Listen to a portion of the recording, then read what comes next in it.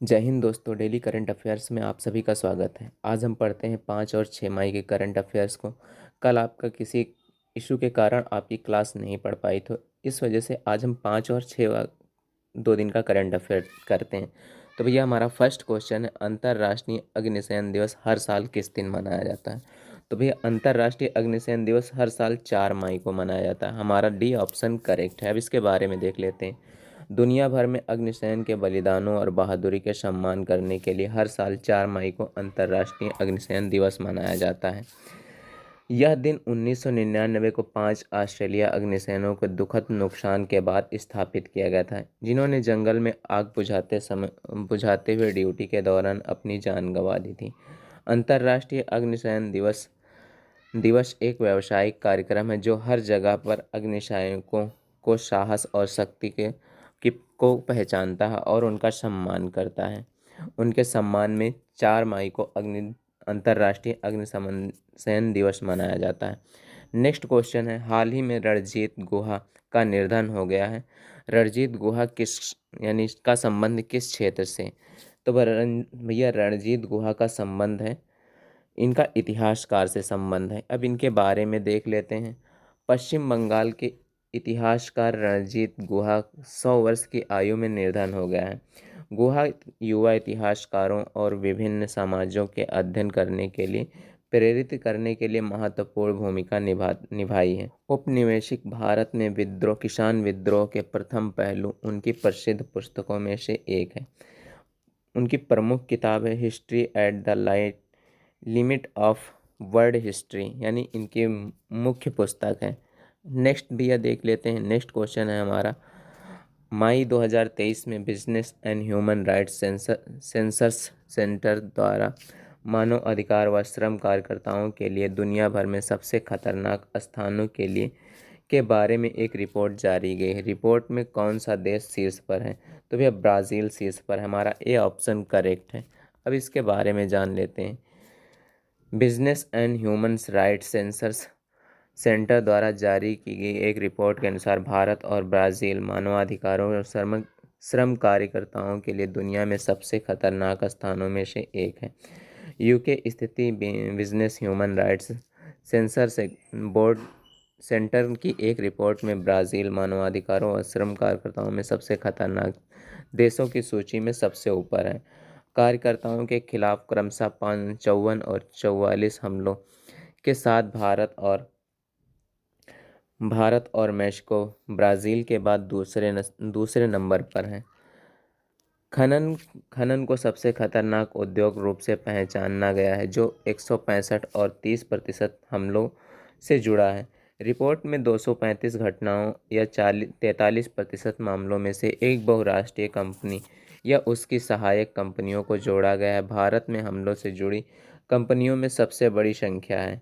Humans and business and human rights census centre 2005 में से कार्यकर्ताओं के खिलाफ 4700 हमले दर्ज किए गए हैं। नेक्स्ट है भैया हमारा, वर्ल्ड प्रेस फ्रीडम डे यानी अंतर्राष्ट्रीय पत्रकारिता दिवस कब मनाया जाता है? तो भैया अंतर्राष्ट्रीय पत्रकारिता दिवस हमारा 3 मई को मनाया जाता है। हमारा भैया सी ऑप्शन करेक्ट है, यानी 3 मई को अंतर्राष्ट्रीय पत्रकारिता दिवस मनाया जाता है।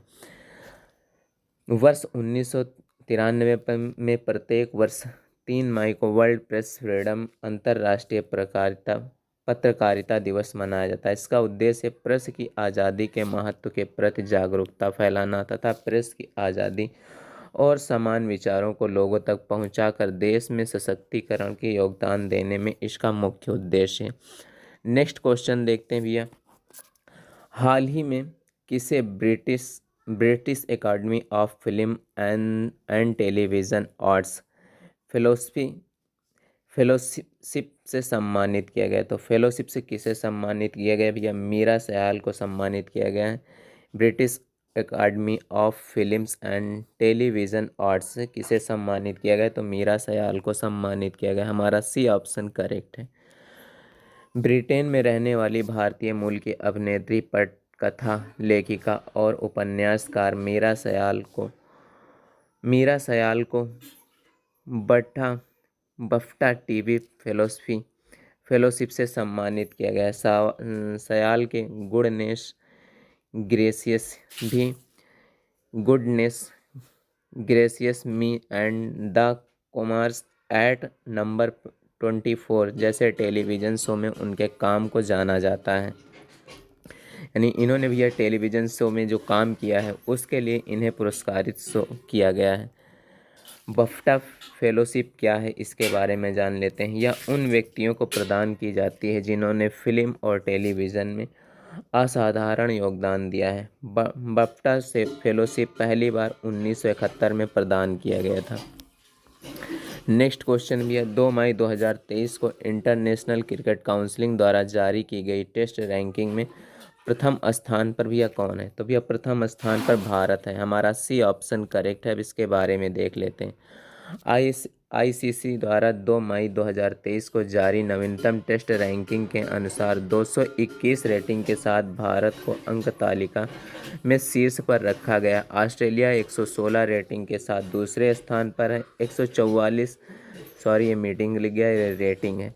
रेटिंग के साथ इंग्लैंड तीसरे स्थान पर है। अंतर्राष्ट्रीय क्रिकेट परिषद के बारे में जान लेते हैं। इसका गठन 15 जून 1909 में हुआ था और मुख्यालय दुबई यूनाइटेड अरब अमीरात में है। इसके सदस्य देश हैं 108 हैं।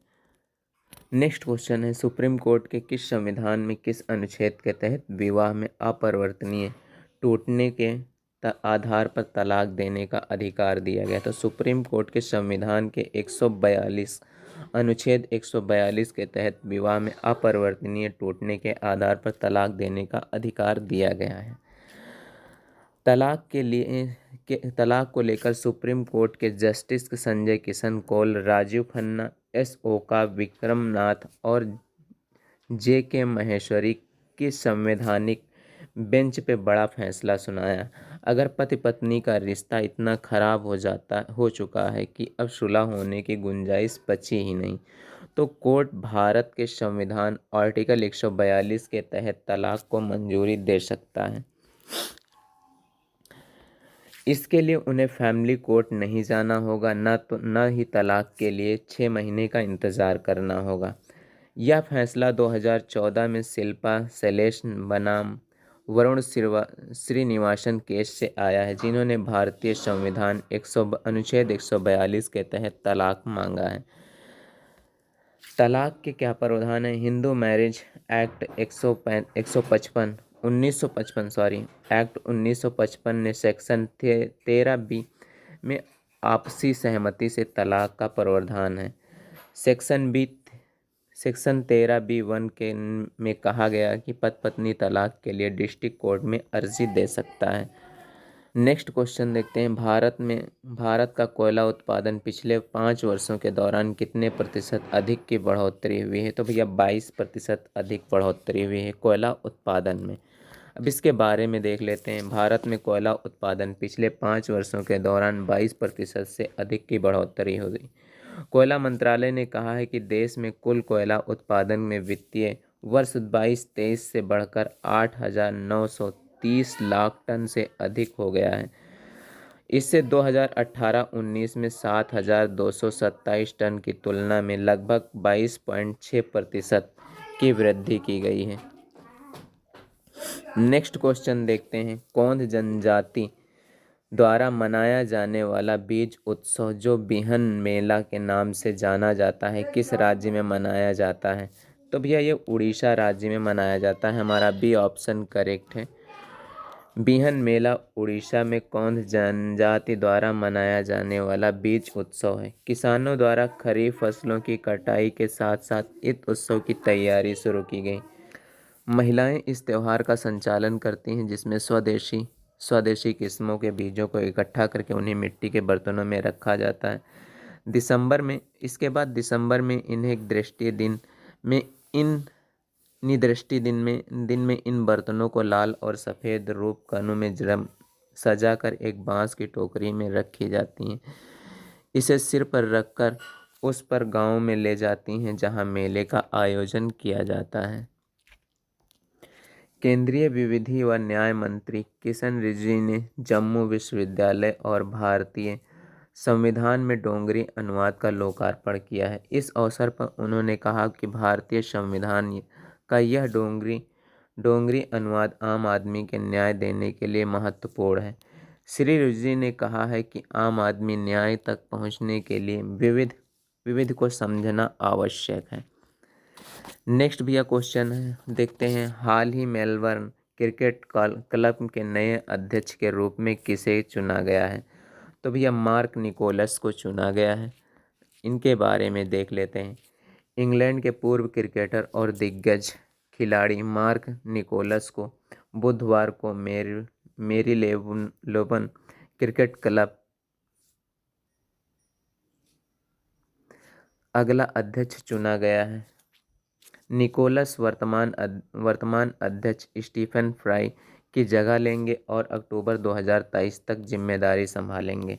मार्क ने लैडर्स 1985 में ऑस्ट्रेलिया टीम के खिलाफ एमसीसी के बाद 9 शतक सहित 25,000 से भी अधिक रन बनाए हैं।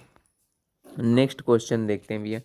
2023 में G20 टेक फ्रंट में कौन सा संस्करण होगा? तो भैया ये चौथा संस्करण होगा। इसके बारे में अब जान लेते हैं।